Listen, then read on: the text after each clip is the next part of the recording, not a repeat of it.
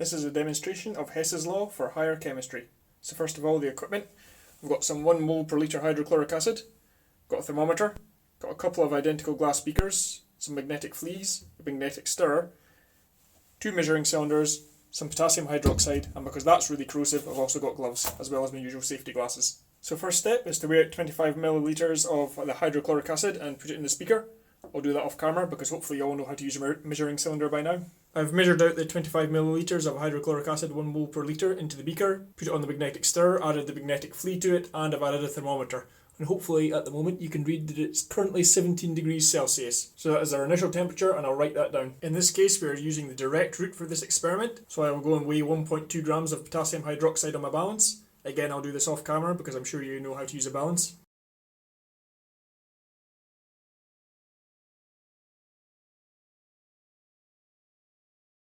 So I've got my 1.2 grams of potassium hydroxide. I'll now turn the stirrer on and add the potassium hydroxide to the beaker.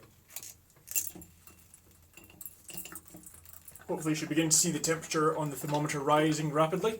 We're already at 30 degrees and we're going to wait until it reaches its maximum temperature and then record the value. So what we've got here is the direct reaction of potassium hydroxide reacting with hydrochloric acid to form potassium chloride and water. As you can see, it's an exothermic reaction, and 30 degrees appears to be the maximum temperature we've reached. It's slowly declining now. So I'll write down 30 degrees and then work out the temperature change compared to the initial value. You don't need to use Kelvin in this instance because it's a temperature change, so Kelvin and Celsius are interchangeable. So I'll clear up this experiment and then set up the second one when we're doing the indirect route.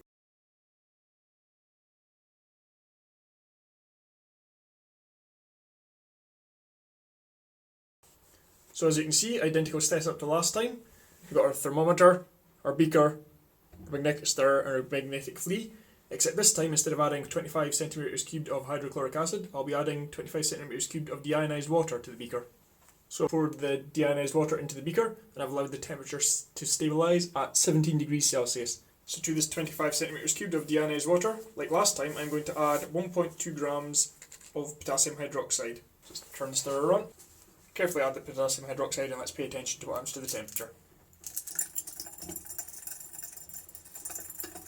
Temperature is increasing, currently at 20 degrees Celsius. So I've left it a wee while longer and it looks like we're set at 22 degrees Celsius. It's beginning to decline, so that's going to be the maximum temperature. So I'll go and write that down. We'll be using the same solution for the second part of it, the indirect route. So what I will do is leave it to cool for a few minutes and then get back to you.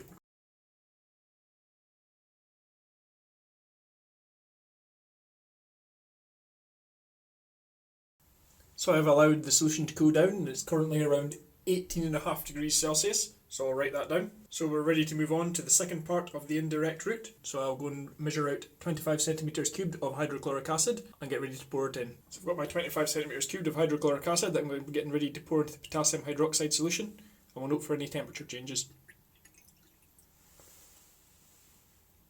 Already the temperature is increasing quite quickly, up to 22 degrees Celsius. I'll get back to you when it hits its maximum. So we look to have hit the maximum of around 23 degrees Celsius, so I'll go and write that down. The observant among you may realise that this time we have 50 millilitres of liquid in this beaker, whereas previously we only had 25 millilitres. You may think that that will ruin the experiment, but don't worry, the equation E equals Cm delta T does account for the mass of the water. That's what the M stands for, so we can still make this a reliable and useful experiment.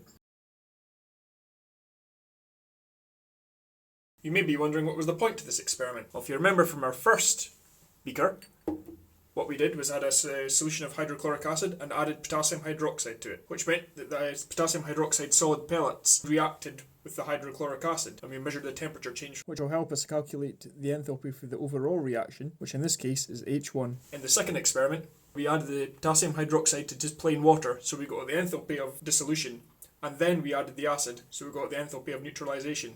We can then add those two, which are the H2 and H3 values, and we should, according to Hess's law, get exactly the same value as H1 in their initial experiment. I will now show you a table of results, and you can use these values in the equation to work out the values for H1 and H2 plus H3 and see if they match.